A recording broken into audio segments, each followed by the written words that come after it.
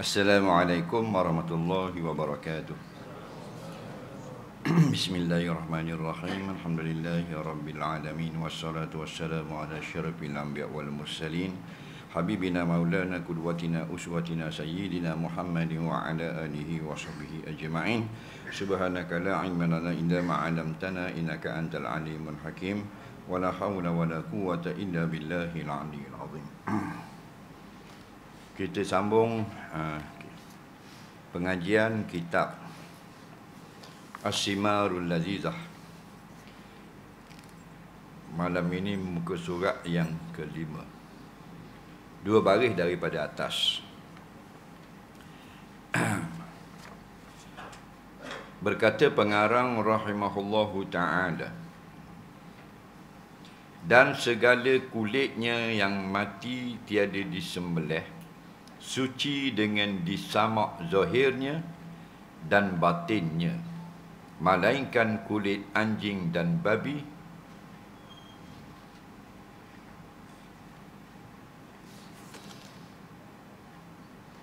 yang beranak.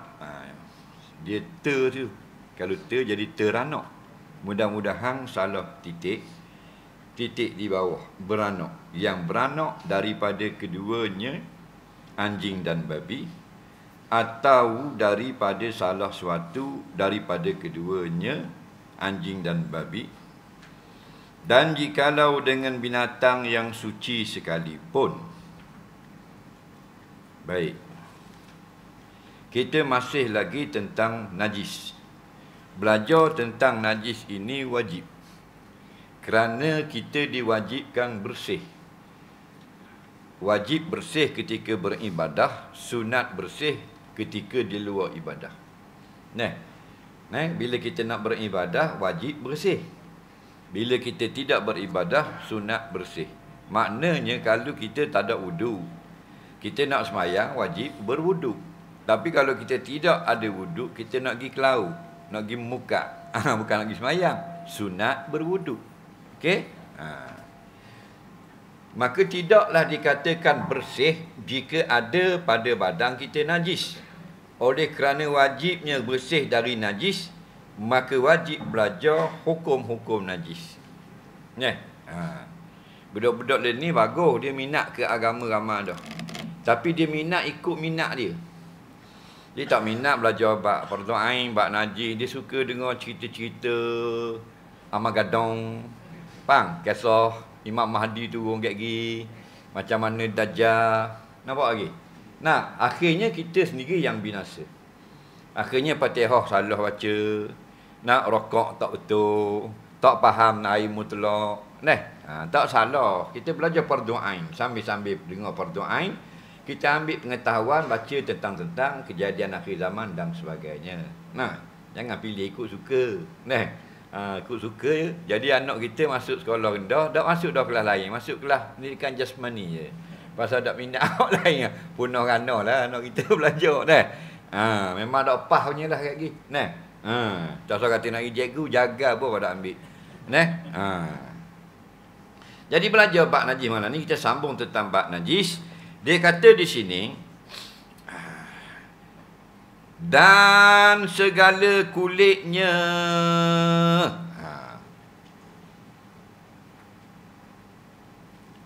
yang mati tiada sembelih, suci dengan disamak zahirnya dan batinnya. Maksudnya, jika matilah binatang itu dengan tidak disembelih, maka jadilah ia bangkai. Faham? Kita sembelih ayam itu pun matilah.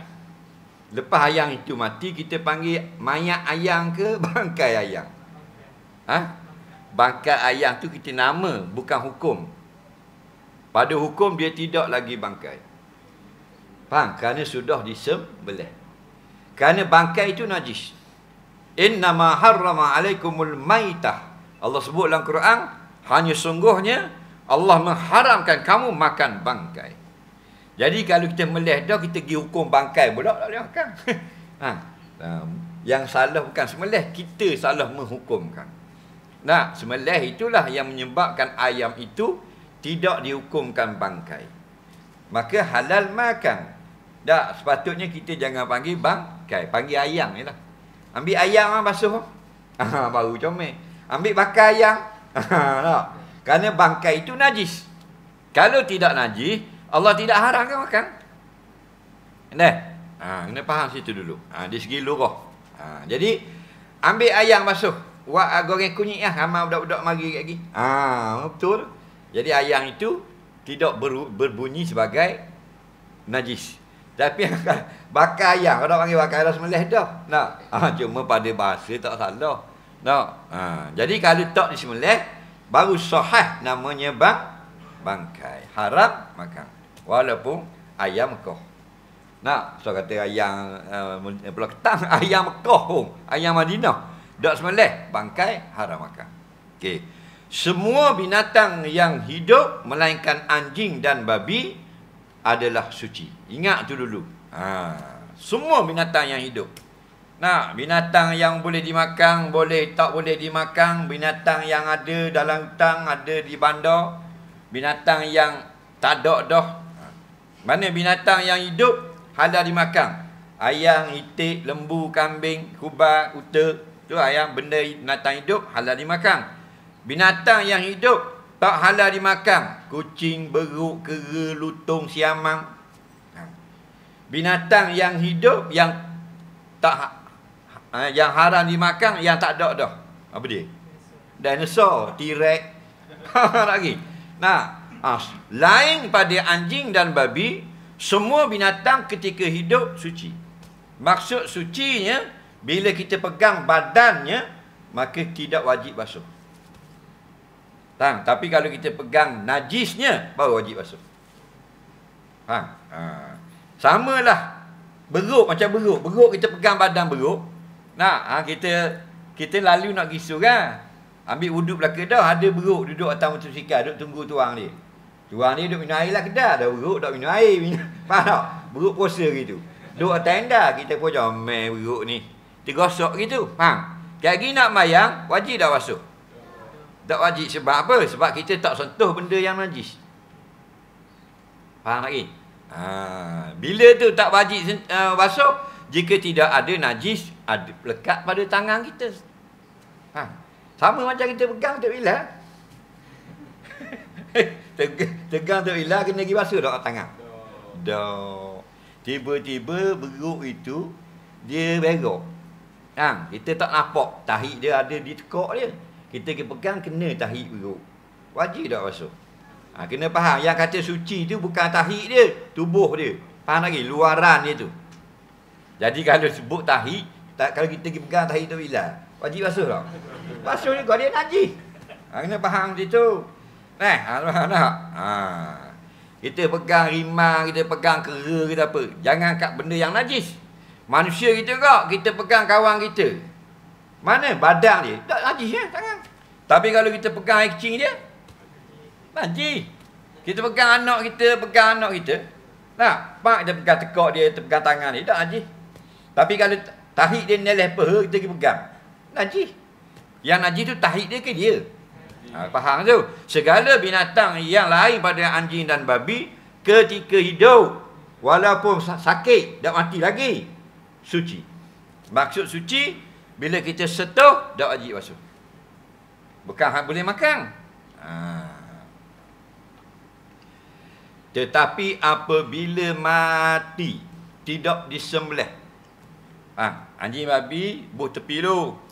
Bila mati, semuanya, segala jenis binatang. Hak boleh dimakan, hak tak boleh dimakan, hak ada sekarang, hak zaman dulu. Dia mati. Faham lagi? Bila dia mati, tidak disembelih, semuanya menjadi bangkai. Melainkan dua jenis binatang, ikan dan belalang. Okey? Ikan mati tak meleleh. Nak meleleh warna dah selayang kali boleh 14,000 ekor atas dek. Nak meleleh lekor-lekor dak Faham lagi? Maka bila mati, semua jenis binatang adalah bangkai, melainkan ikan dan belalang. Maksudnya, walaupun kita panggil ikan itu bakar juga, belalang itu bangkai mati, tapi dia tidak najis. Sebab tu boleh makan ikan yang tidak disembelih. Dah kata wajib pula kena siang ikan kena basuh. Ya. Sebab kita tak boleh makan najis. Dah kata halal makan daging ikan.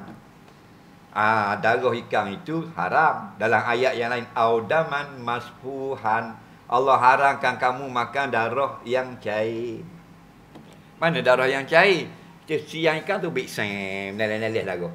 Wajib basuh. Dan darah yang tak cair boleh makan. Kat mana? Dalam daging ikan, potong hidup dalam daging. Boleh makan. Faham tak? Okey? Faham lagi? Lembu tak sembelih, mati, najislah dia. Faham? Padahal lembu itu binatang yang halal dimakan. Kucing haram dimakan, hidupnya suci, matinya najis kerana dihukumkan bangkai. Faham? Habis selesai tu. Semua yang hidup melainkan anjing dan babi suci. Yang kedua pula, semua yang hidup lain pada anjing dan babi jika mati tidak disembelih, bangkai, melainkan ikan dan belalang. Yang ketiga pula, semua yang haram dimakan jika mati dengan disembelih tetap bangkai. Beruk boleh makan tak? Tak boleh. Suruh tu ilam boleh. Boleh makan tak? Tak boleh. Tetap hukum najis. Okey? Faham? Kera. Nampak? Suruh orang alim, tok guru melih kera. Boleh makan? Tak boleh kerana dia hayawan ghairu ma'kul, hayawan yang tidak boleh dimakan di sisi syarak. Kalau di sisi perangai manusia je makan. Filipina makan ke? Orang Thai makan, Taiwan, orang China, negeri Laos, Vietnam, makan. Kera ni takak hidup-hidup buh bawah meja. Meja tu dia tebuk dah. Kalau masuk kepala kera boleh tubik separuh kepala gitu. Dan dia ikat, dia buat naik kursi jadi kepala lekat. Pong bahang golok, nampak otak bostro. Nampak? Otak tengah gelegak tu isap. Pasal tu dia ikut tabiat dia, bukan fitrah. Tabiat panggil perangai huduh. Nampak? Hak kita kata haram ni inda syar'i di sisi agama. Okey? Pasal kita hidup ni beragama. Apa makna agama Islam? Peraturan hidup. Termasuk peraturan makan minum. Kena ikut peraturan. Ni haram, ni halal. Ni halal, ni haram. Jadi segala binatang yang halal makan mati tidak sembelih pun jadi bangkai. Lembu langgar di lori, mapuhlah dia.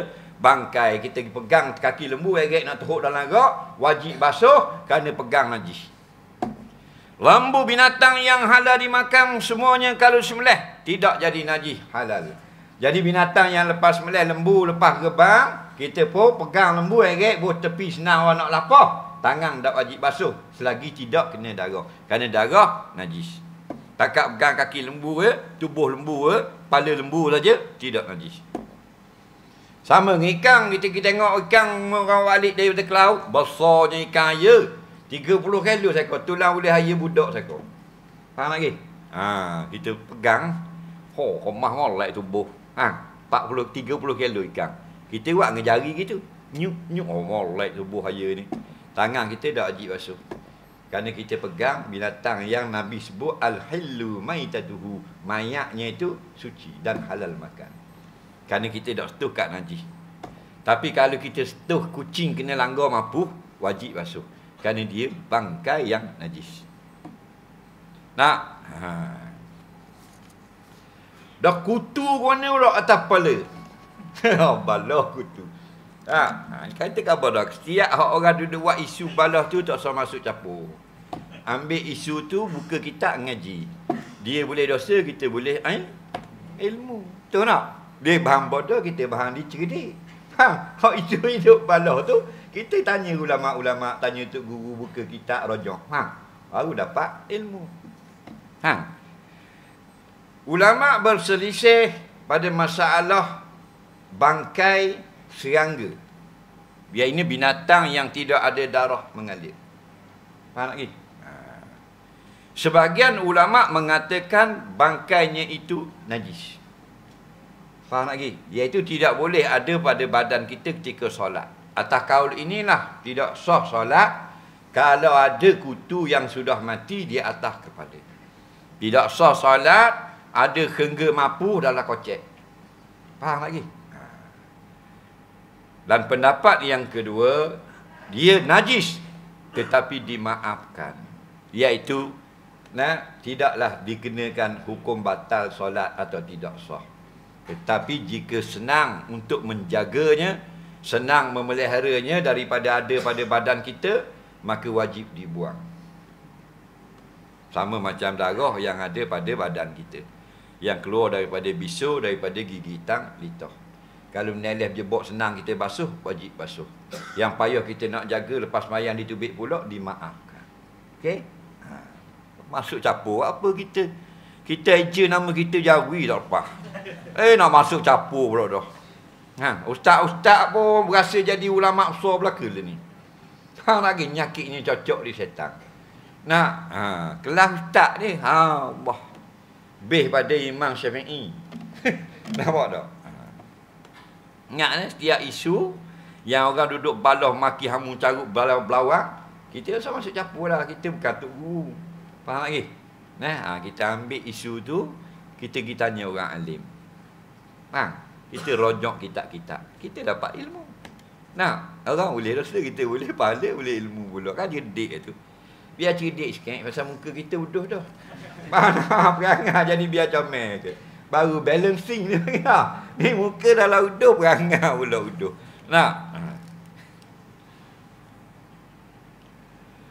Jadi zahir dan batin itu disamak jadi bersih. Faham lagi? Apa makna? Mana dalilnya? Kak Gi? Abang tanya. Hadis ada, hadis ada. Nabi SAW berjalan di sebuah tempat pembuangan sampah dengan para sahabat, lalu melihat seekor bangkai kambing. Bangkai mana mapu dah lah. Faham? Lalu Nabi kata, kenapa dibiarkan bangkai ini tidak digunakan? Maknanya apa? Lok gitu bakal kami sayang, tak guna. Ambil lah guna. Jawab sahabat, kambing ini najis. Sudah makuh, sudah mati. Faham lagi? Tak boleh guna dah. Dia sahabat jawab. Sebab sahabat belum tahu hukum samak. Daripada cerita ini, berlakunya hadis-hadis yang menyebabkan kita sekarang umat dapat faham rupanya boleh disamak kulit bangkai yang najis. Okey, tadi kita khabar dah. Kalau binatang kambing, kalau sembelih tak jadi najis. Bila mampus sendiri jadi najis. Faham lagi? Jadi sahabat kata tak boleh guna dah ya Rasulullah. Kambing ni najis dah. Lebih kurang gitulah kalau sahabat cakap Terengganu. Tapi dalam hati cakap Arab. Kita terjemah lah. Lalu Nabi mengeluarkan sabda yang sangat viral tentang samak. Nabi kata, iza dubiral ihabu faqad tahura. Kulit yang bangkai yang najis itu, apabila disamak, dia berubah menjadi suci. Sebab apa Nabi suruh guna? Sebab di zaman dahulu orang guna kulit lembu, kulit bangkai. Orang tak buang. Orang guna. Orang kafir tidak samak guna. Guna cara dia lah. Datang Islam, benarkan guna macam orang kafir. Tapi ada perintah samak terlebih dulu biar bersih. Faham lagi? Dah guna orang benda kulit kambing. Banyak guna orang dulu. Pasal kita lah ni guna plastik. Faham? Dulu beg kulit, tali pinggang kulit. Baju kulit, luar kulit, selipar kulit, piyah kulit. Barang payah dulu. Faham? Jadi banyakkannya guna untuk buat tempat letak air. So, kambing dia dulu, kalau dia sembelih, dia belah kat tengah ni, lepas tu dia belah kat ni, dia buka, ambil isi. Kemudian dia tutup balik kulit, dia jahit. Dia jahit semua, disumbat habis. Dan kat tekak ni, dia buat tudung untuk isi air. Isi air jadi gelembung kambing tu. Sening abang tak pakar dah. Pasal beledi banyak jual. DIY. No murah, kedai 2 riyal 3%. 4% lah. 2 riyal 4% dah. Tidak 2 riyal dah. Faham tak? Coronavirus punya pasal betul banyak dah lah ni. Pasal malang ada beledi tinggi, beledi rendah, beledi kepek, beledi lepek, beledi bujur kan mudah lah ni. Tong air, tong itu, tong gini. Lama dulu raya. Nah, bubuh air dan kulit kambing ikut. 2 ekor, seekor boleh ni kalau naik kuda, seekor boleh ni jalan. Boleh makan 3-4 hari ni. Mandi dengan minum air. 2 ekor kambing. Faham? Jadi 5 ekor kambing ni, air ni dipanggil 2 kolah. Dalam kitab Imam Syafi'i. 2 kolah tu ialah air sebanyak 5 guriba. 1 guriba itu seekor kambing tu lah. Yang isi air. Faham tak? Jadi sebab tu Nabi kata, berapa lok bakar gitu dok guna sayang je. Lebih kurang gitulah maknanya. Faham? Abang kata, hei, najis. Lalu Nabi jawab, bangkai yang najis ini, jika disamak menjadi suci. Nampak lagi? Tapi samak luar dan dalam lah. Buang bulu, buang lendir, buang daging, buang darah, bersihkan dengan menggunakan alat-alat yang tajam. Kalau dulu orang guna tawah, orang guna tarik burung peti, orang guna butir lada. Tak, yang tajam. Bila ni senang. Kita tengok proses samak, ambil kulit, letak dalam mesin. Faham tak? Letak dalam mesin 2 hari bersih habis. Lepas tu dibilah dengan air bersih. Faham?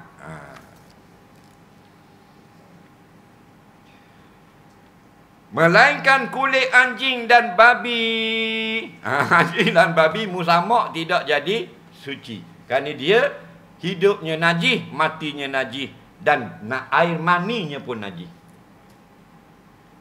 Nampak? Nampak? Air maninya pun najis. Anjing dan babi ni mazhab Syafi'i ya. Tak sikit kat gigi bakang pula ni. Saya tengok dalam kitab mazhab Hambali kata tak najis. Sudah kerja dah pula. Faham? Nampak tak? Ni kitab fiqh mazhab Syafi'i, jangan awak kacau gitu. Namanya jet orang atas ada nungi langgang. Faham lagi? Nampak? Mu nak buka mazhab Hambali mu buat sesurah. Fiqh mazhab Hambali buka lah. Boleh kita pergi ngajar, pergi dengar attack. Faham? Tak masuk capur habis lah ni. Tengok tabur nak tunjuk pandai. Tahu tak? Orang tengah latih rugby pergi ajar badminton. Kata bengong ke apa? Saya juga latih badminton Olimpik. Tahu dah Olimpik pada ni rugby. Lagi pada kata mudah betul ni rugby. Dah kena mari sini. Faham lagi? Gitulah ni. Orang ngajar ni Malaysia ni majoriti mazhab Syafi'i. Dia mari macam apa aduk orang Maliki apa semua. Nak tunjuk pandai nak suruh orang kau pening. Faham lagi? Tak kena. Tak kena. Spare part protong lah. Kita tahu dah kereta awak protong, tapi saya awak mari ni spare part BMW takut molek lagi. Tahu dah molek lagi wadah, tak boleh pasang, tak masuk. Masuk tu tak boleh, masuk kejap kapal jatuh lagi. Faham lagi? Kalau rohok main upok ni. Ustaz dah tongong je.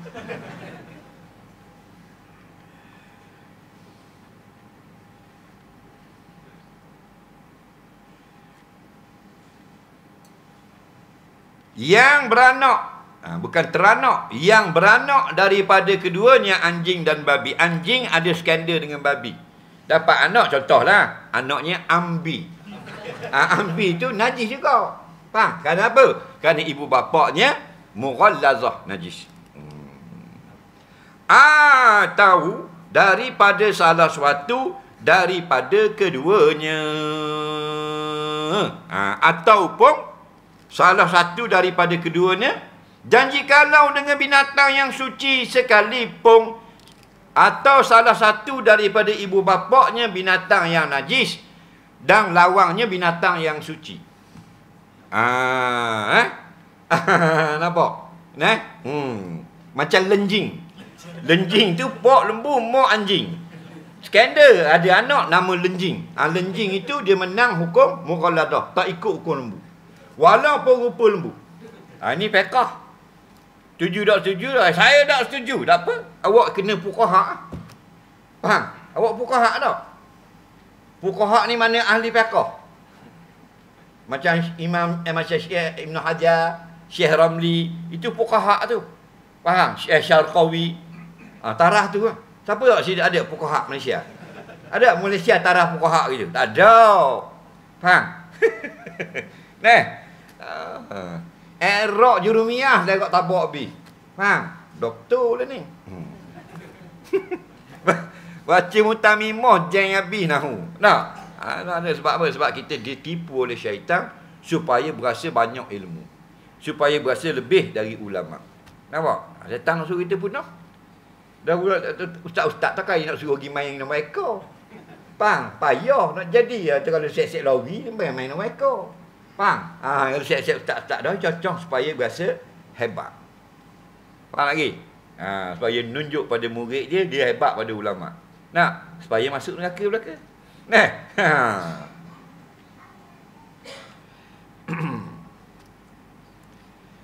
Lenjing. Lenjing itu najis kerana lembu dengan anjing. Kalau lentik, cuci. Lencik ni lembu dengan itik. Dapat anak lentik. Contohlah, jangan suka. Buat lolok. Nah, ayah dia lembu, pok dia, mak dia itik. Anak lentik, suci. Jadi hukumnya kalau yang najis dengan skandal dengan yang suci, dapat anak menang yang najis. Kerana kaedah yang haram itu kuat. Iza ijtama'al halal wal haram faghullibal haram. Apabila yang halal bergabung dengan yang haram, menang hak belah haram. Faham? Air mineral segelas, air kecing setitik. Konya haram minum. Faham lagi? Haram minum. Titik buat air kecing, haram minum. Zam-zam segelas, air arak setitik, haram minum. Air mineral setitik, air kecing segelas. Hak tu ramai kita bahang dia ni. Tahu tak? Harta kita ni banyak halal ke haram? Tahu tak? Banyak haram. Muejah ko rejahmu, muejah ko rejahmu. Dangun diri belum tentu menang lah. Baik jah dulu. Faham lagi? Kau tu je kau sengit piuh-piuh. Faham, tapi bukan hak Terengganu lah. Hak negara lain. Berlaku di Gabon. Afrika Barat. Okey. Nampak? Dia dulu pakai piuh, dia ni ada pakai piuh. Apa? Rupanya ada ejah projek. Jadi dia berasa tak sedap nak pakai piuh. Perbuatan dia tu haram. Dia pun sedar. Faham lagi? Tak apalah. Orang buat dosa ni ada dua. Satu yang Allah suka. Mana? Dia buat dosa, lepas tu dia sedar. Dia buat dosa. Tu Allah suka lagi. Yang hak buat dosa tahu, dia tak berasa pun dosa. Berasa gegong, hogong. Tu hak berat. Faham? Aduh lah. Suka sangat kita tengok orang kena J. Faham tak? Suka sangat kita tengok orang kena J. Kayak kita pula berikat lagi. Betul tak? Berikat.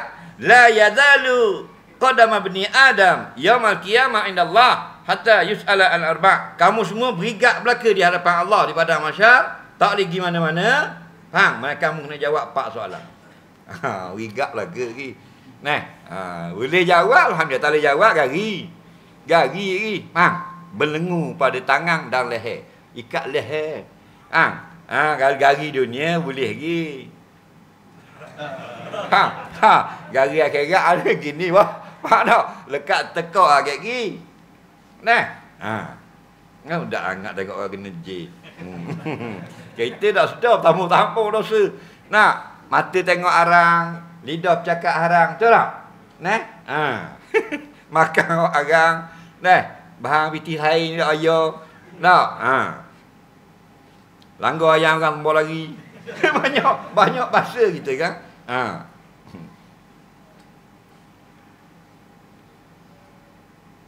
Dan apabila disamak akan kulit bangkai dan tiada basuh, kemudian daripada samak jadilah ia mutan najis. Tiada basuh, tiada basuh. Maka tiada halal memakai akan kulit yang disamak kerana tiada dibasuh, dan tiada sah sembahyang sertanya melainkan kemudian daripada dibasuh akan kulit. Baik. Di kabar sini bila kita samak, kulit itu najis. Kulit itu najis. Yang jadi suci hukumnya. Baik, lembu dengarlah, yang kata kena samak ni ialah kulit bangkai. Kalau kulit bukan bangkai tak payah samak. Kita melih rebang, melih lembu, melih ayam biasa, melih kambing, jadi bakar tak? Dok, tu tak masuk dalam bab ni. Bang, hak tu ambil ya kulit buat, nak buat baju, nak buat apa pun tak payah samak tu. Hak tu suci dah. Bang, hak samak ni bangkai lembu dok semelih. Langgar di lori, mapuh. Daging tak boleh makan dah. Ambil kulit. Ambil kulit, samak. Kambing tak semelih, mati. Kena hepatitis B. Faham contoh? Faham? Darah tinggi ke bandar lah. Mati kambing. Faham? Bakar lah. Belah perut ni ambil kulit. Tu orang panggil samak. Faham? Orang meleh, kita meleh tu dah ada samak dah. Kerana dia menjadi suci dengan sebab kita sembelih. Okey? Maka bila kita samak kulit ini, iza dubiral ihabu, apabila kulit bangkai yang najis ini disamak, makna kita ambil, kita bubuh asid, kita buang kulit, buang bulu, buang lendir, buang daging, kita proses menyamak. Samak itu proses membersihkannya daripada kotoran-kotoran yang ada. Sia tinggal kulit saja, dia panggil samak. Kalau zaman sekarang senang, celup di dalam apa benda ni, dalam asid, buh dalam berdi, buh rendang. Faham tak lagi? Bila kita akak tu, okey, selesai dah samak, 3 hari, 4 hari, seminggu dah rendang, okey, kita akak kulitnya. Kulit ini adalah kulit yang suci bercampur najis. Last sekali proses, kita akak kulit ini, kulit yang suci dah. Apa suci? Nabi kata iza dubiral ihabu, bila kita samak faqat tahura, maka sungguh dia bertukar dari hukum najis menjadi hukum suci. Tapi bekas kena kotoran-kotoran kita duk basuh duk apa tu lekat pada luaran dia. Kan? Maka dia barang suci, kulit suci yang mutan najis, yang telah terkena najis, wajib basuh air bersih last sekali. Faham? Tu dia nak khabar. Buat keluar daripada asid, basuh dengan air bersih. Faham lagi? Kerana masa mu rendang tu dia mutan najis. Faham nak khabar apa? Bersih, air sekali bersih, baru dia dipanggil boleh dipakai. Sama macam seluar jin kita kena air kecing. Seluar jin najis tak? Tak, kena air kecing jadi mutan najis, terkena najis. Wajib basuh untuk menghilangkan air kecing ke menghilangkan jin tu? Menghilangkan air kecing. Faham tak lagi? Iaitu yang najis, jin tidak najis. Faham lagi? Jadi bila tanggal najis, kita bilah dah, tinggal seluar jin yang bersih. Bila kita bilah ada dengan air yang bersih, basuh dah. Proses terakhir kita basuh, tanggallah segala kotor-kotoran yang lekat-lekat hak lalu air-air kotor-kotor, jadi bersihlah luarannya, boleh kita pakai untuk semayang. Faham lagi? Jadi kita beli barangan kulit, pergi di Kerabi, nampak? Songkla ada barangan kulit. Siapa buat ni? Orang Bakok buat ni. Orang Islam ke kafir ni? Orang kafir. Maka boleh pakai ke tak? Kita cium dulu. Baunya tidak berbau busuk, tak bau bangkai, boleh pakai. Cuma pandangan sebagian fuqaha, jika dibuat oleh orang kafir, elok kita bilah sekali dengan air. Kalau beg kulit, kita ambil ni, basuhkan tisu, bersihkan sekali. Okey? Takut-takut kotor. Faham lagi? Kita tak tahu. Okey? Tapi bersih dah. Sekalipun yang tukang samak itu orang kafir, bukan Islam. Kerana tidak syarat dabih tukang samak beragama Islam. Faham? Sama macam orang kafir buka kedai dobi, kita upah dia basuh baju kita, dia tukang basuh, kita boleh pakai baju itu buat sembahyang. Syaratnya suci. Nampak? Tukang basuh tak syarat Muslim.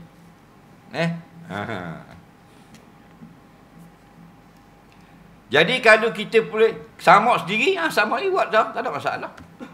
Kalau kita pergi di kedai-kedai kulit, Kita pergi beli beg kulit. Contoh beg kulit. Kat mana beg kulit? Pavilion. KTCC ada beg kulit? Tak ada. Tak ada. Itu bukan. Itu kertas capur. Dia proses. Beg kulit. Beg kulit ni kalau beg tangan perempuan tu dalam 6,000, 7,000 lah rasa. Kalau beg kulit betul. Faham lagi? Murah pun apa pun 2,500. Kalau 200 tu bukan kulit tu. Faham tak?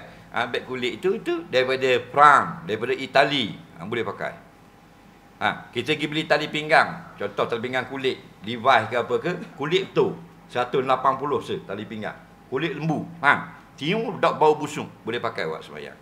Walaupun made in Italy, made in Yugoslavia, made in Russia, boleh pakai. Tapi kalau tiung tu busuk, bermakna proses samak itu tidak suci. Faham lagi? Bermakna ada lendir yang melekat. Sebab lendir, dia tidak akan jadi suci. Dia jadi berhang busung. Yang akan jadi suci Tuhan cipta ialah kulit. Faham?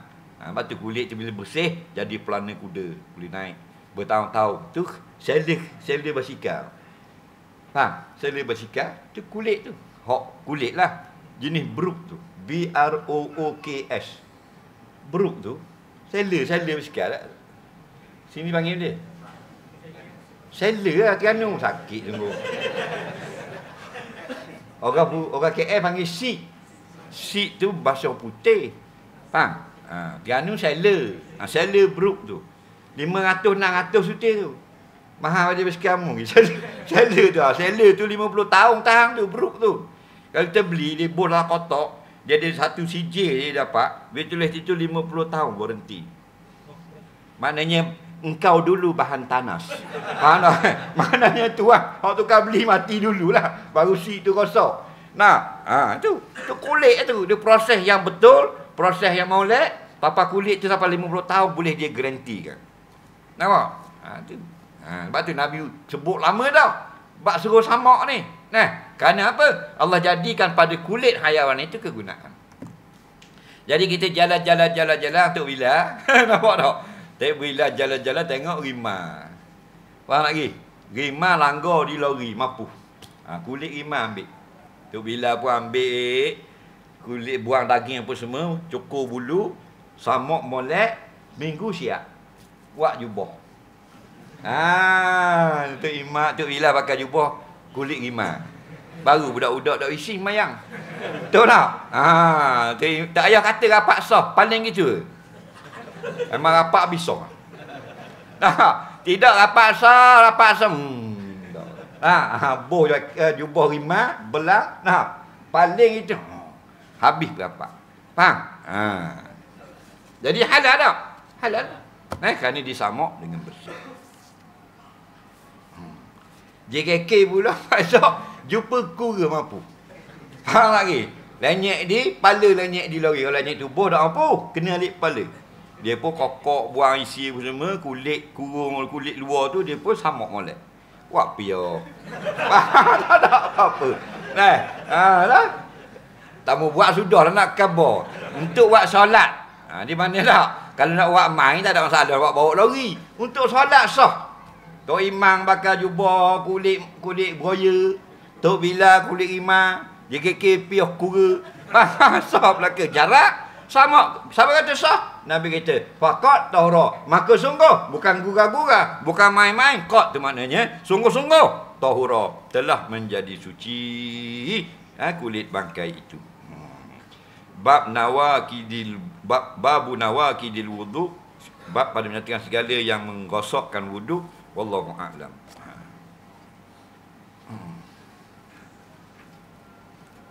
Mana soalan?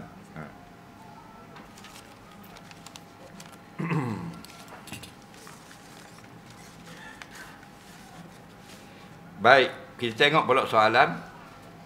Saya dari Terengganu nak ke KL dalam 5-6 hari. Jadinya saya ini pemukim di KL lah.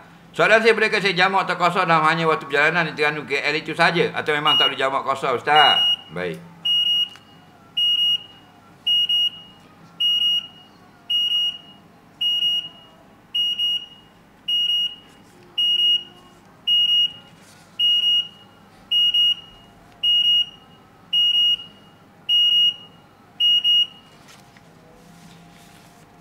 Baik, orang Pulau Ketang nak pergi Kuala Lumpur. Terenung lah.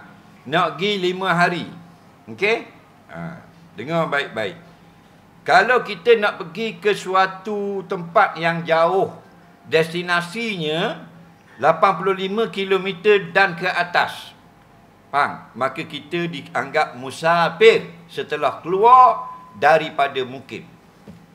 Okey, daripada Pulau Ketang nak pergi Kuala Lumpur 450 kilo. Bermakna kita, destinasi kita sudah lebih dari 85 kilo. Maka pada hari kita berjalan itu, kita pun keluar daripada Pulau Ketang sampai nak pergi ikut mana? Ikut ni lah, pasal nak pergi ikut Batu Nang, naik ke Bukit Jom. Faham? Sampai di Bukit Tunggal. Maka kita sudah keluar daripada mukim Pulau Ketang, Pulau Duyung. Faham lagi? Sampai di Bukit Tunggal, kita sudah boleh jamak qasar kalau masuk waktu. Kenapa? Kerana kita namanya musafir. Pasal apa musafir? Pasal kita perjalanan destinasi 85 km ke atas. Jadi, kalau nak duduk di KL 4 hari dan ke atas, tak masuk hari pergi dan hari balik, maka namanya hilanglah nama musafir, status musafir setelah sampai di KL. Tapi kalau nak duduk di KL 3 hari atau kurang, maka walaupun sampai, tetap berstatus musafir yang singgah di KL. Jadi kalau dapat nama musafir lagi, boleh jamak qasar. Hilang nama musafir, tak boleh jamak qasar. Dalam masalah awak ni, awak nak pergi 6 hari. Nak pergi 6 hari, termasuk hari pergi dan hari balik. Okey, hari ini hari apa? Hari Rabu. Kita nak tolak hari ini. Lepas tu Rabu, Khamis, Jumaat, Sabtu, Ahad. Bila nak balik? Isnin. 6 hari. 1, 2, 3, 4, 5, 6. Faham? 6 hari. Hari Rabu pergi, hari Isnin balik. Okey. Hari pergi tak dikira. Pak. Hari balik tak dikira. Pak. Tinggal berapa hari? Awak hanya dikira nak pergi 4 hari saja di KL. 4 hari hilang nama musafir. Tapi kalau awak nak pergi 3 hari sahaja, nak pergi hari Rabu, nak balik hari Ahad. Ni Rabu, Khamis, Jumaat, Sabtu, Ahad. Okey. Rabu hari ni bertolak. Ahad, tengah hari tolak balik.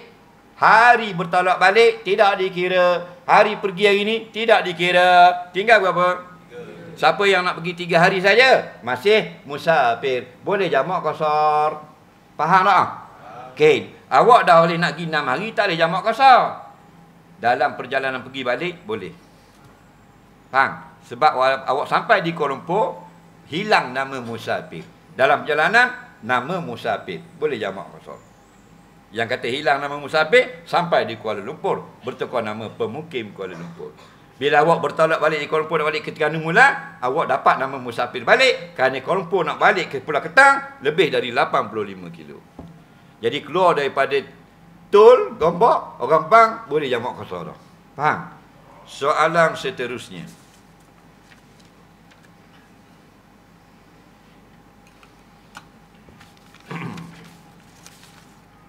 Mak saya tidak berapa suka dapat menantu yang duduk dekat sebab susah nak mari rumah dan susah mak saya nak main cucu.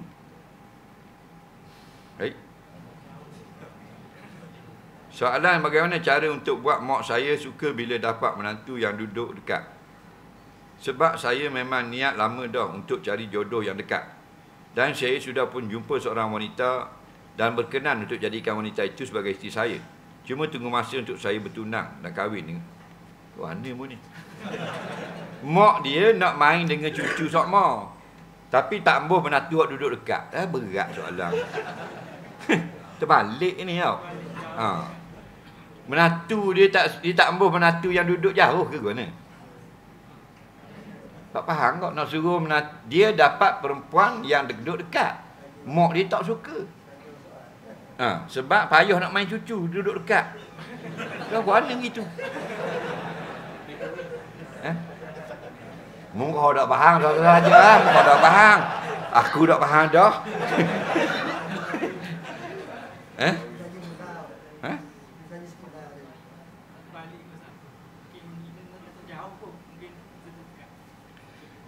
Takut dia, mak dia tak suka nikah dengan orang jauh. Susah kan? Gini. Kalau kita ni adalah calon, kita tanyalah ibu bapa kita suka atau tidak. Kalau ibu bapa kita tidak suka, kita sabar dulu. Kita tanya apa sebab tak suka. Kalau betul sebab dia tak suka itu benda yang tidak baik, kita ikut dia. Jangan ikut rasa hati.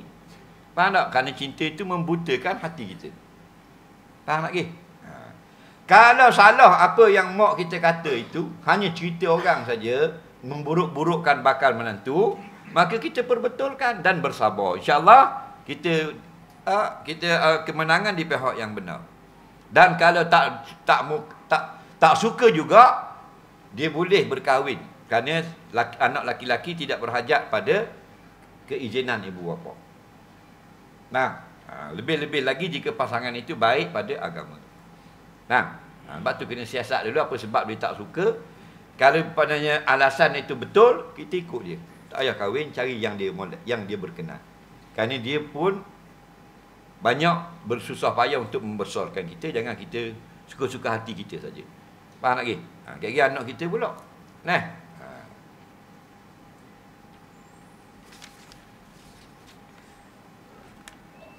Ada orang mengatip mula-mula la ilaha illallah. Berarti last sekali jangan tinggal hu saja. Baik.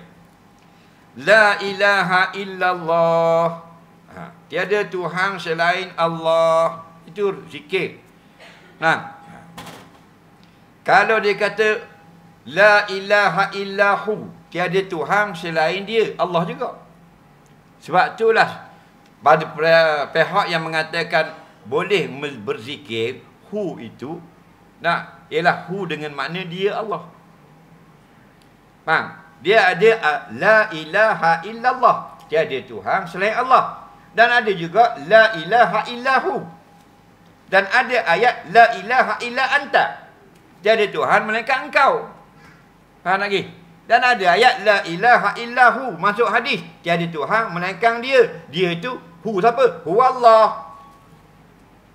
Sebab tu dalam bab ni tak usah balah. Faham?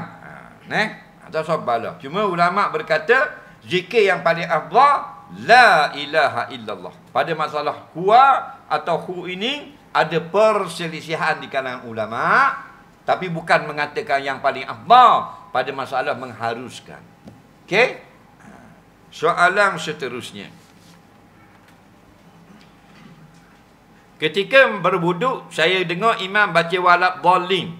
Saya pun amin baca Fatihah. Apakah sah wuduk saya? Sah. Mu menyanyi sah lagi. Faham tak lagi? Dia tengah wuduk dah tanggal 31.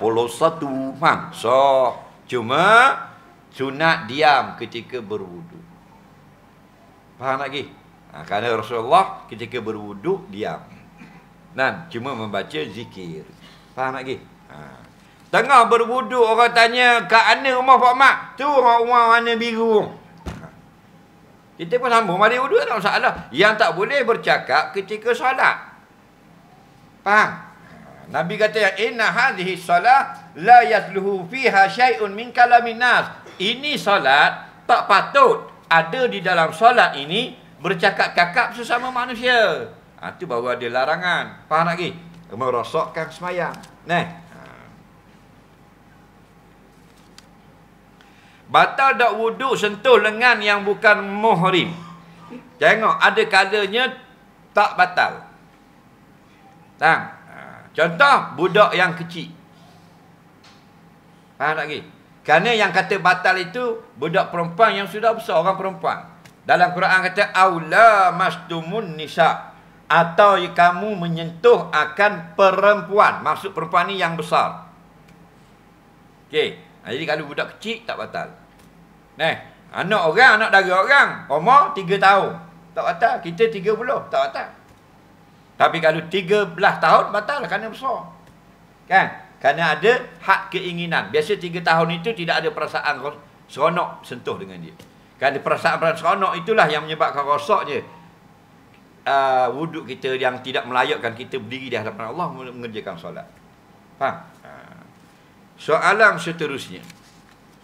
Jadi kalau lengan orang perempuan besar tersentuh batal, tak sengaja sentuh pun batal. Kerana ayat aula mastumun nisa, Al-Imam Syafi'i kata sentuh itu makna sentuh kulit. Faham? Tidak berlapik. Duduk di Merang hari Jumaat, saya pergi ke Pulau Redang solat Jumaat. Sebab duduk dalam fiber saja dan main air. Apakah hukumnya? Hukumnya harus jika awak tidak wajib solat Jumaat. Contoh, dia kanak-kanak. Kanak-kanak wajib dah solat Jumaat. Dah, tak apa. Tapi kalau dia orang dewasa yang wajib solat Jumaat, dia pergi Pulau Redang, wajib solat Jumaat di Pulau Redang. Pulau Redang ada masjid? Ha.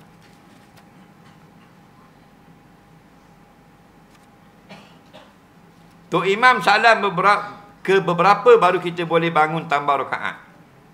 Kita kurang serakaat. Imam sudah habis. Imam pun salam lah.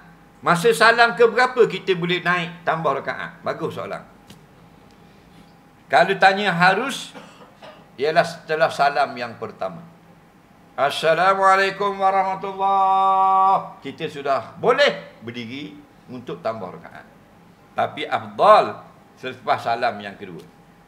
Assalamualaikum warahmatullahi. Assalamualaikum warahmatullahi. Baru kita Allahu Akbar. Okey?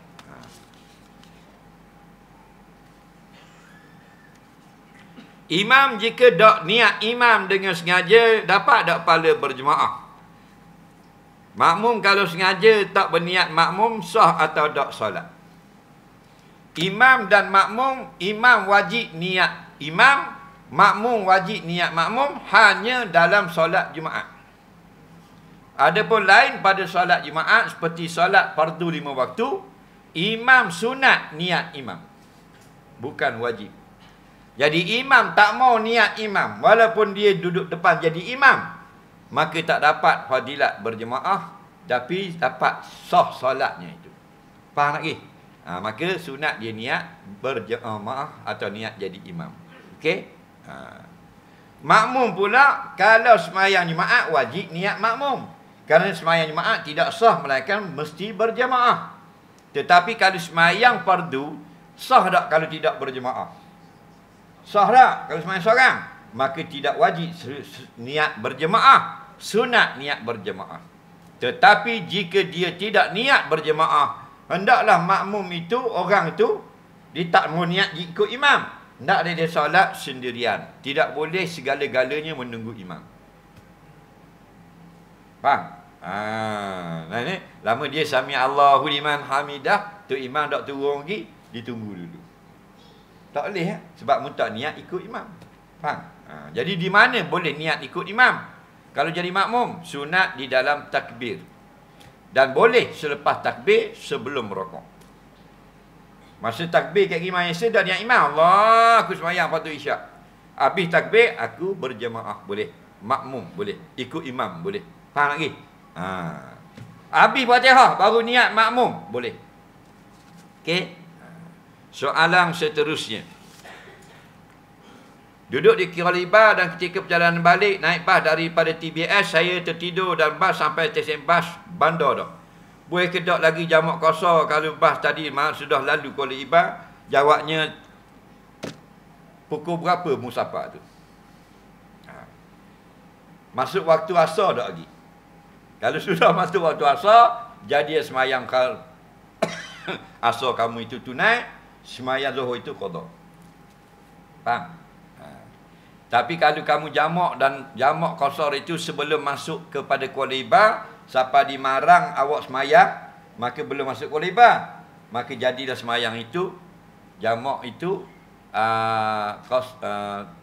semayang zuhur itu sebagai semayang jamak, bukan semayang qada. Okey. Sebab bila kita bah tu lalu dah tempat mukim tenggal kita, hilang status musafir. Lepas tu pergi bandar baru bangun. Dah masuk lagi waktu asar. Tak lagi wajib mayang zuhur. Tak boleh jamak takhir. Faham lagi? Kerana mudah musafir dah. Nampak lagi? Habis dah waktu zuhur asar dah. Asar dah bila asar dah, wajib tak mayang zuhur? Wajib juga Cuma namanya tunai dah. Qada, bukan jamak. Okey? Dosa tak? Tak. Apa? Tertidur. Faham? Dia tertidur. Tak dosa. Contoh dia tertidur lama, dia tidur masa 3 bangun umur 60 lebih. Ada dosa kau. Dah tertidur lama tu awak gitu, faham?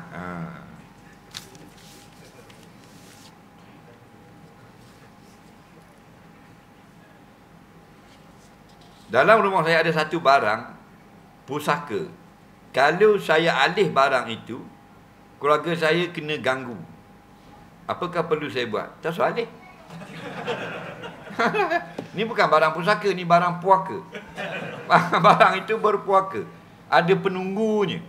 Nah, sebab tu kita ni jangan fikir kita duduk seorang dalam dunia ni. Faham? Ada makhluk lain.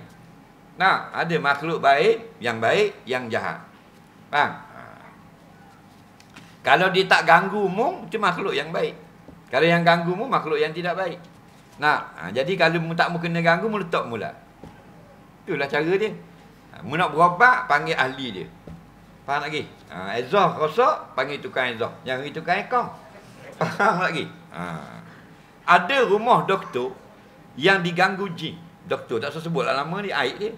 Nah, dan dia tak panggil doktor lain. Dia panggil pakar rawatan syifa juga. Faham lagi? Kerana dia tahu dah kawan-kawan yang sama doktor macam dia tidak ada kemampuan dalam bab ni. Nah, betul tak? Jangan suka-suka hati kita ambil kadang-kadang hak orang. Woi, hak orang, kalau hak orang manusia okey lagi. Kena hak seluar jin, faham lagi? Balik awal. Hukum laki-laki lihat aurat laki-laki. Boleh ke tak? Dengar baik-baik, kena faham. Apa makna aurat? Aurat adalah anggota badan seseorang yang haram kita tengok. Dah pun terjawab dah hukum dia tu. Boleh tak tengok aurat orang lain? Tak boleh. Haram. Nah, laki-laki haram tengok aurat laki-laki, perempuan haram tengok aurat perempuan. Gitu saja. Bagaimana nak hilang waswas? Banyak basuh bazir air lebih pada 3 kali sok malah wuduk bahan di waswas. Waswas ini syaitan nak membodohkan manusia. Jadi kalau mu nak selamanya dibodohkan syaitan, bazirlah air. Faham lagi? Cara dia lagu mana? Caranya belajar agama, cara berbuat yang betul. Basuh molek, buka air, letak tangan. Gonyoh ni. Basuh tangan. Faham lagi? Cara syaitan tu gonyoh dulu. Faham? Lepas tu gonyoh belah ni pula, bawah pahit. Habis selesai tu, dia mari macam. Dia kata sikit lagi tak kena kat jari. Kita kata tukmu. Kata gitu. Dia pun lagi. Dia dah mulut ayam je. Dia kata sini tak kena sikit ni. Buat mula-mula. Habis lagi gitu air. Tukmu sudah. Tempur lagi datang. Kata menantang ni. Tak boleh go kan kakak ni kata. Aku cocok sikit kena tukmu lalu. Dah muka pun. Dah mudah layang dia. Sampai bazir habis. Basah habis baju-baju. Apa benda? Faham? Kalau air sungai, air masjid, haram. Lebih pada 3 kali. Yang Nabi kata makruh, air sungai, air laut. Makruh, lebih pada 3 kali.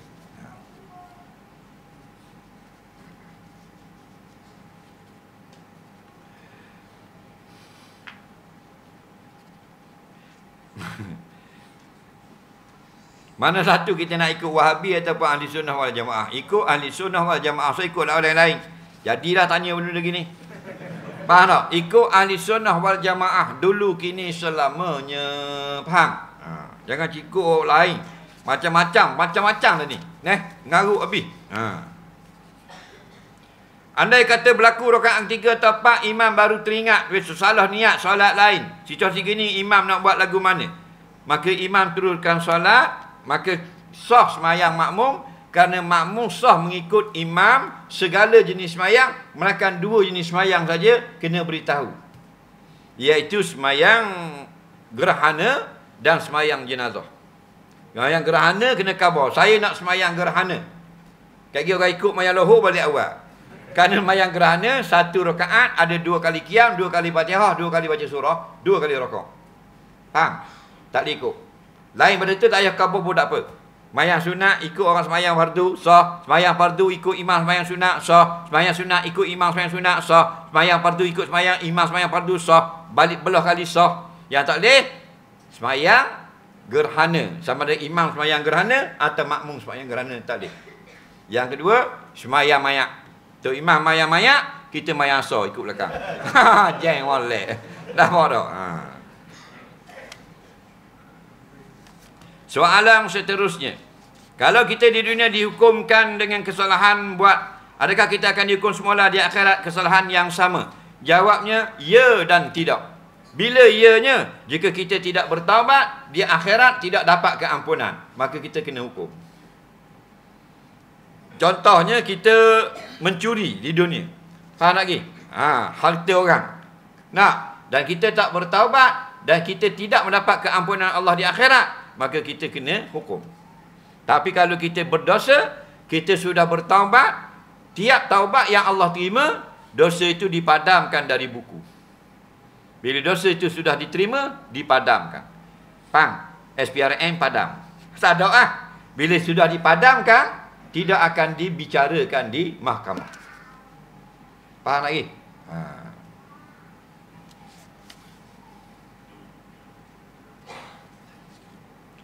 Kita mandi wajib, lepas tu kita kentut. Wuduk macam mana?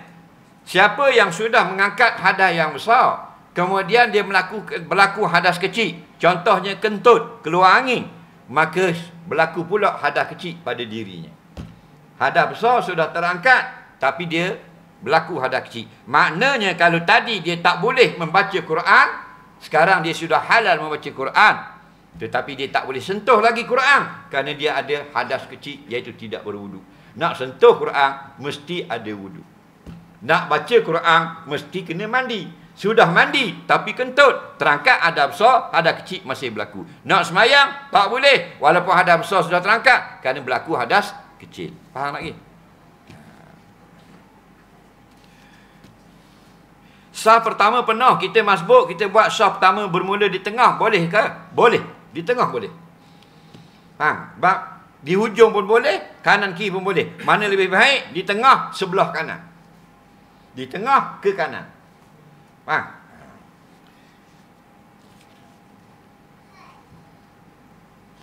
Saya terjumpa rantai loket emas. Apa yang perlu saya buat?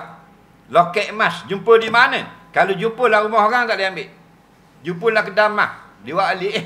Ada dia. Orang, sama lagi. Jumpa dia pergi jalan rumah kawan dia, jumpa ratam bawah meja, dia pun ambil lah. Dia pergi umum ketua imam, suruh sedekah. Oh bengong. Dalam rumah orang tak boleh ambil, haram. Dalam pagar orang tak boleh, dalam perimian orang tak boleh.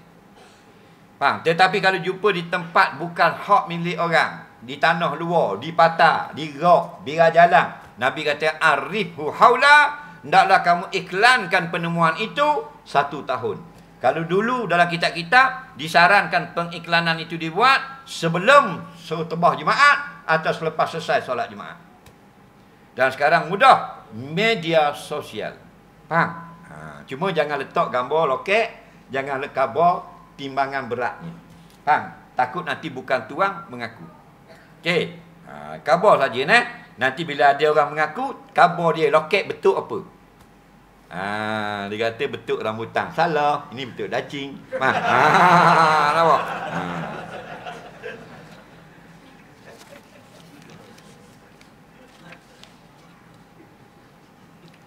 Dulu saya mengajar kelas kapal. Bila orang pejabat tanya berapa orang mari, saya khabar 20 orang.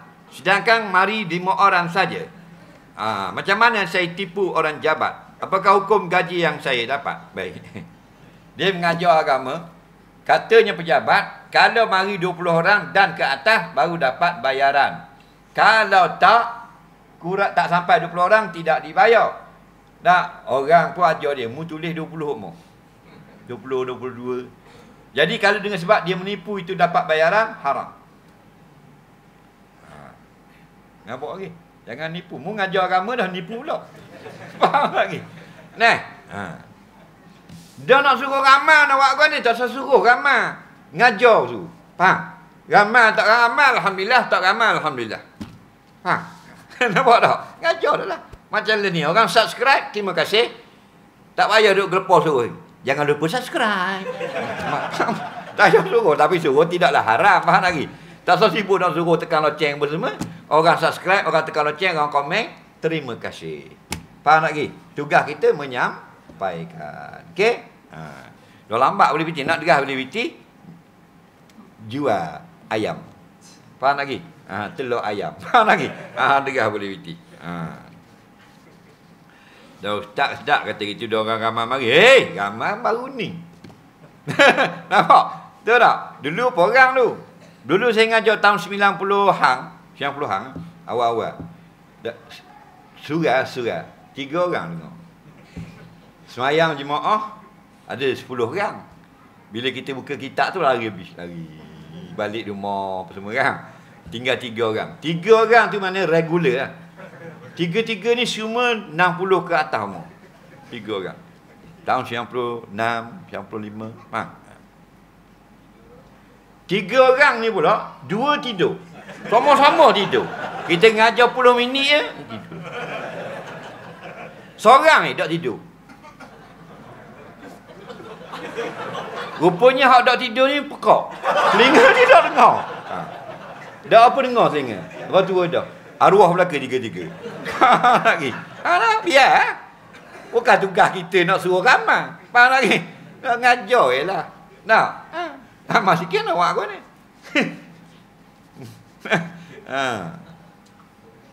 Nak derah juga kepuk.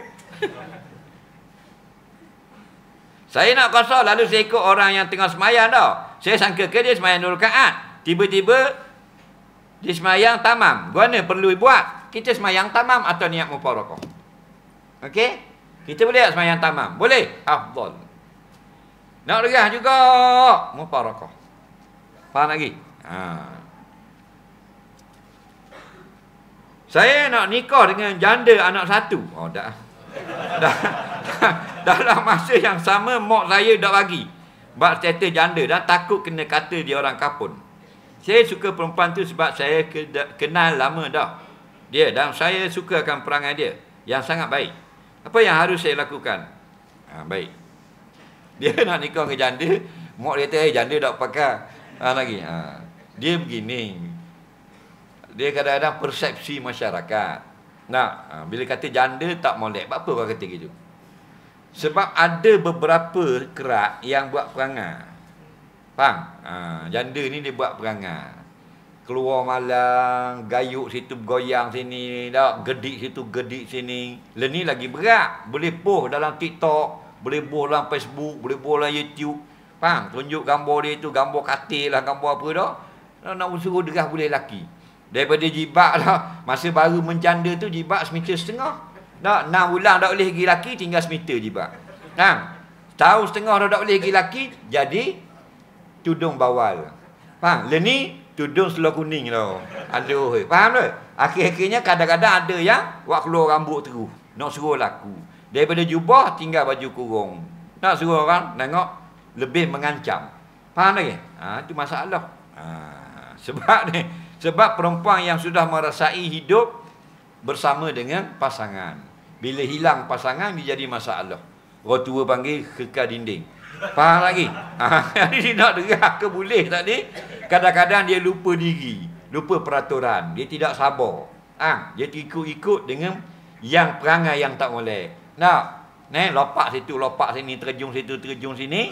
Orang puakil, padahal janda lain boleh. Sebahagian janda saja perangai tak boleh. Orang pun kata, janda tak pakai. Kalau janda tak pakai. Macam kita ni lah. Kebanyakan wakil rakyat perform. Buat kerja molek. Ada seorang dua tak pakai. Tapi masyarakat tak sebut dah molek tau. Sebut 2-3 orang ni. Tak pakai. Akhirnya yang molek, orang tak nampak dah. Betul tak? Nampak duh ni.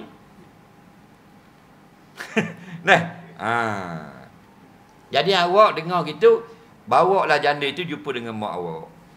Bujuk dia, ni orangnya. Faham tak? Nak jadi menantu mak. Sebab kadang-kadang dia tak tengok lagi. Dia dengar orang kata. Betul tak? Kalau dia tak setuju juga, kita boleh berkahwin. Faham lagi? Cuma lebih baik ada restu ibu bapa. Cuma jangan kita berpegang, jika ada restu, maka kekal abadi. Kerana kebanyakan perceraian yang diberlakukan di mahkamah syariah itu, kebanyakannya ialah berkahwin dengan restu ibu bapa. cerai berapi. Faham tak lagi? Dia bukan masalah tu. Masalahnya pasangan itu sendiri. Nak, kadang-kadang tidak direstui. Nak, molek-molek ada. Bila boleh cucu, molek Masa nikah seorang hari sini aku tak mau tengok bini mu. Seorang hari Pijak rumah aku hambak kata. Bila boleh cucu, hari ke awak nak tengok cucu. Nak tengok cucu lalu dah. Betul tak? Orang tua dia gitulah. Jadi kalau dia tak benar, pujuk dulu. Kerana dia ada hak sebagai ibu kita. Ada tak soalan lisan? Ada tak?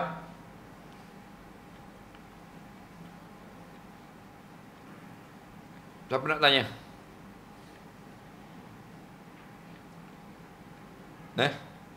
Ada? Cepat. Soalan lisan. Ya. Jangan tanya penjara Kajang. Hal lain lah. Waalaikumsalam. Okey.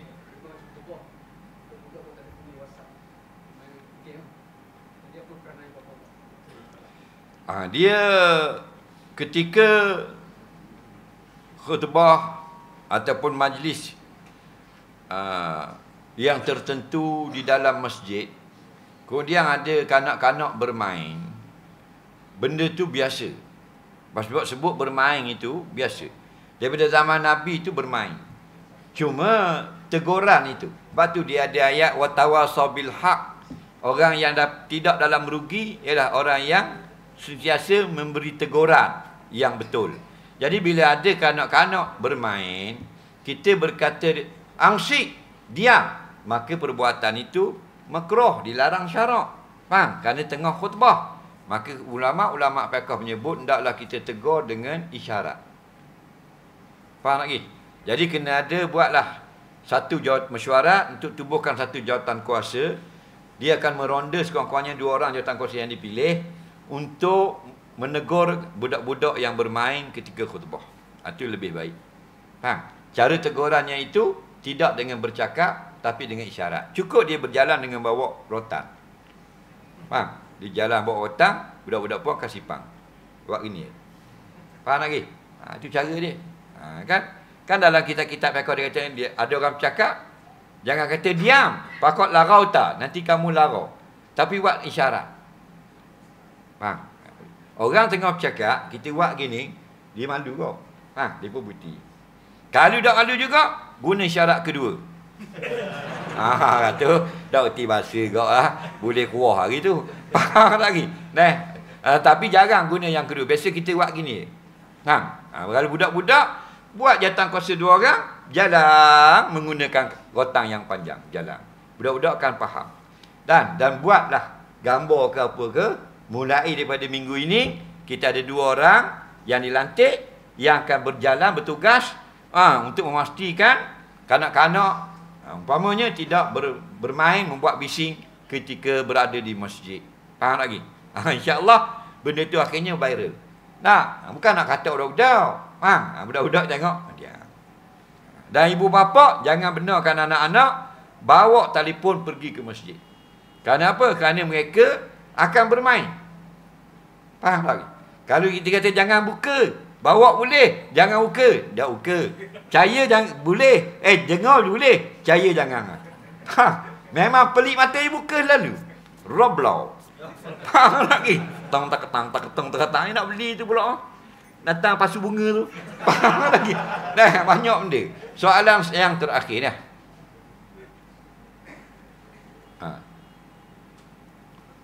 Ya. Waalaikumsalam. Macam raya tu. Bawa anak kurang. 2 tahun seorang, 3 tahun seorang. Lepas ada jumpa orang tegur, dia tu aku orang isi kat lagi. Itu tak puang. Betul gitu Ustaz. Dia kalau kita kecek, tak apa masuk dekat lelaki. Cuma kalau dia sudah sampai ke peringkat belajar, elok kita letak dalam tempat perempuan. Kerana dia sudah masuk pada usia untuk mempelajari sesuatu. Jadi dia dapat belajar rupanya, saya ni perempuan, ni tempat duduk perempuan di masjid. Okey? Lagi soalan?